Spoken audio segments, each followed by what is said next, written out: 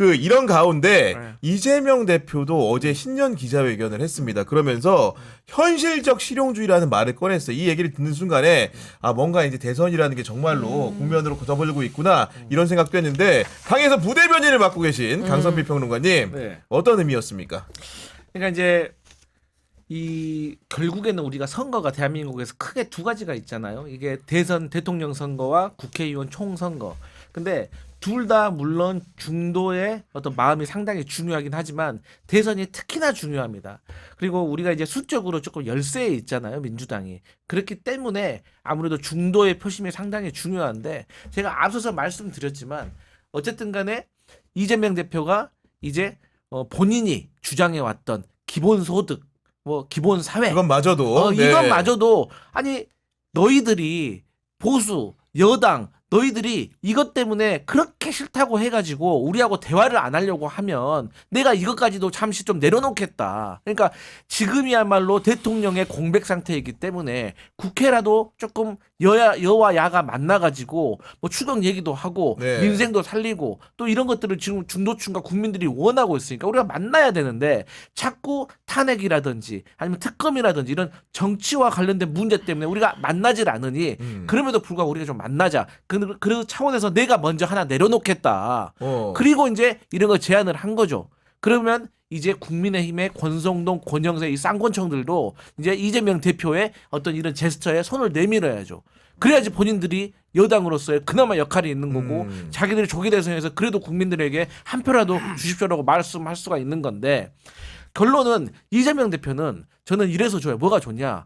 일종의 실용주의잖아요. 흥묘백묘. 그러니까 우리가 민생이나 경제를 살리는데 이념이라는 게 중요하지 않다라는 거예요. 사실 윤석열 얼마나 미련했습니까? 2년 반 동안 자기부터가 신념과 철학이 없는 사람이 자꾸 이념 전쟁을 했잖아요. 홍범도, 건국절 이런 것처럼 2024년 5년에 쓸데없는 갈등이 뭐가 있습니까? 차라리 지역화폐를 하냐 안 하냐 이런 걸 가지고 싸우면 생산적이라도 있지. 차라리 양국발 관리법이라도. 근데 지금은 대화가 단절된 상태이기 때문에 이재명 대표로서는 일단은 여당과 야당의 물고 협의의 물꼬라도 틀려면 내가 요 정도는 양보하겠다. 근데 어제 그러니까 이제 윤석열 대통령은 미련한 게 아니라 위험한 인간이었다. 그렇게 보는 게 더 맞을 것 같고요.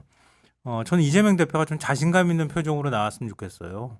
어제 기자회견 나오는데 너무 사람이 이렇게 얼어 있더라고. 예. 아, 풀이 죽어 있는 것 같은 느낌이었어. 뭘 자기 스타일 하면 되잖아요. 겸손해. 그러니까 제가 사실은 다른 겸손해. 아니죠. 다른 방송 좀 부드러운 이미지로 다가가려고 그러시죠. 요즘 윤석열 때문에 이렇게 강한 이미지 싫어해요. 대통령이 연설에 대해서 뭔가 하는 기회가 있어가지고요. 노무현 대통령이나 김대중 대통령이 연설을 열심히 찾아보고 읽어보기도 하고 그랬어요. 최근에 혼자서 처박혀가지고. 근데 노무현 대통령 연설을 다시 보면서 이재명 대표 어제 기자회견했던 내용이 겹쳤어요. 들어있구나. 네. 노무현 대통령 여러 가지 얘기들은 하지만 경제 문제에 있어서만큼 보수한테 오히려 그러니까 보수의 평가를 받고 있거든요. 노무현 대통령 연설에 이런 내용이 나와요. 노무현 대통령 우리 실용주의자, 자유주의자라고 표현한단 말이에요. 특권 없는 사회를 외치며 탈권위적인 모습, 몸소 보이기도 했고요. 진보 보수, 연설문에 딱 나오는 내용이에요. 진보 보수, 진보가 뭐가 중요하고 보수가 뭐가 중요합니까? 성장이 뭐가 중요하고 분배가 뭐가 중요합니까? 그 이분법적인 틀을 벗어던지고 새로운 미래를 그려나갑시다. 이렇게 자신 있게 얘기했어요. 노무현 대통령. 그러니까 성장하고 여기에 매여가지고 하기보다는 새로운 가치를 만들어서 대신에 우리 사회의 약자를 위해서 제가 일을 하겠습니다. 이렇게 얘기하면 되잖아요. 이념에 갇히지 않겠다고, 진영에 갇히지 않고 우리 사회 힘들고 어려운 사람 돕겠습니다. 돈 있는 사람들 조금만 더 양보해주고 그러면서 우리 사회 같이 잘 살면 안 되나요?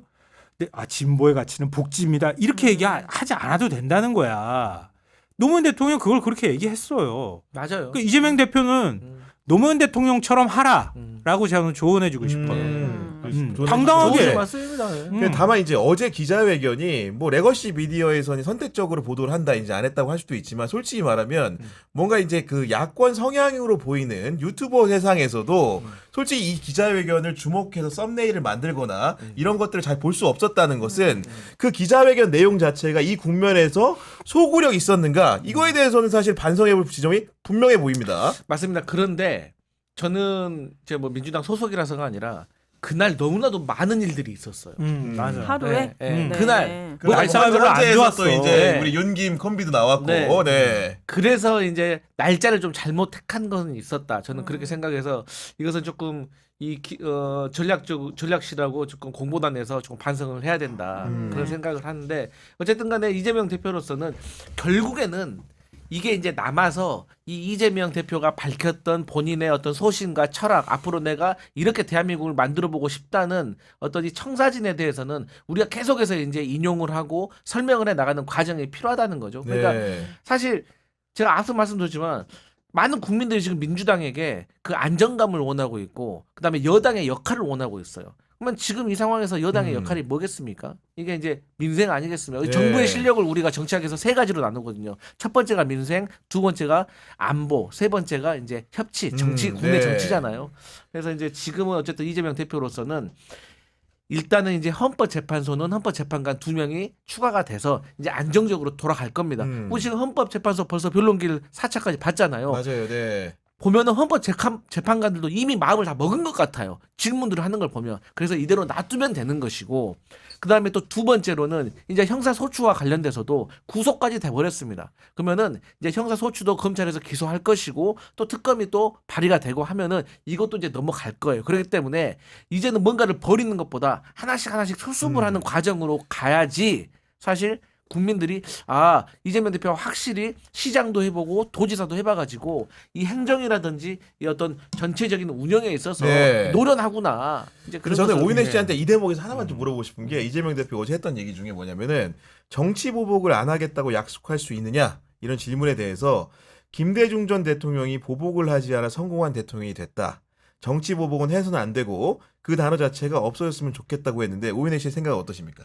저는 이 얘기 들었을 때 그럼 혹시 사면을 또 해준다는 건가? 이런 좀 걱정도 있었어요. 그런데 민주당에서 뭐 종신형이나 네. 이거에 대해서는 사면을 없애겠다는 법안을 발의하고 있다고도 들었기 때문에 뭐 이거는 약간 이재명 대표께서 약간 대통령의 길로 가기 위한 뭔가 내가 좀 커지고 깊어졌다. 라는 거를 외부적으로 대중들에게 표방하기 위한, 네. 어필하기 근데 위한 제가 거기에 대해서 좀 명확히 말씀드리고 싶은 게 아니 지금 이제 기소도 안 돼가지고 재판도 안 받고 있는 사람에 대해서 그렇지. 벌써부터 예. 뭐 한다는 것이고 또 두 번째로 이게 뭐가 위험하냐면 이재명 대표가 여기서 얘기를 하잖아요. 민주당이 얘기하잖아요. 야 너희 벌써 대통령 뭐 눈덩이가 됐구나. 됐겠지. 정령군이구나. 내 이래서 안 된다니까. 이러니까 우리는 고개 다 숙이면서 네. 인생에 대해서 아니 근데 왜냐면은 지지자들 중에 상당수는 지금 민주당에 대해서 판단을 할 때 뭔가 시원하지가 않다, 답답하다, 목이 막힌다 이런 얘기하는 사람도 있으니까 드리는 얘기입니다. 사실 그 부분이 그렇지 않습니까? 네. 살면서 시원했던 적 있어요? 전 내 인생이 별로 시원하지 않더라고.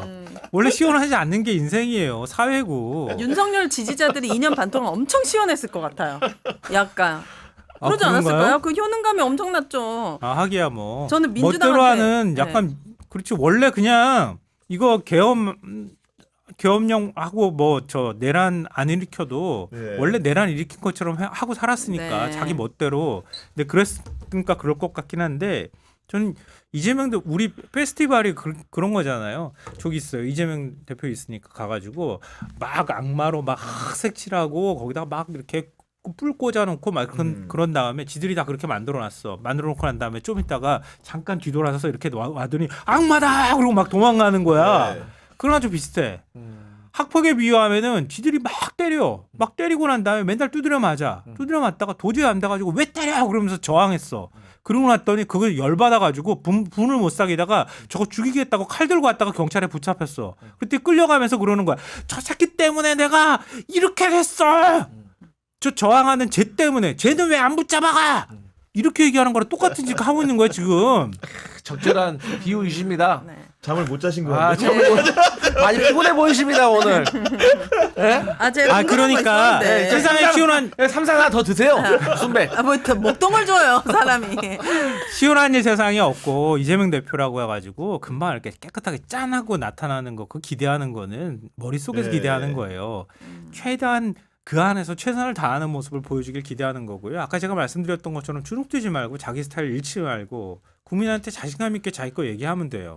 그리고 추경한다고 얘기하는데 최상목이 계속 방해하고 그러잖아요. 바람 빼고. 그러다가 질금질금 도망가다가 추경해도 될 것 같은데 지금 이런 식으로 하잖아요.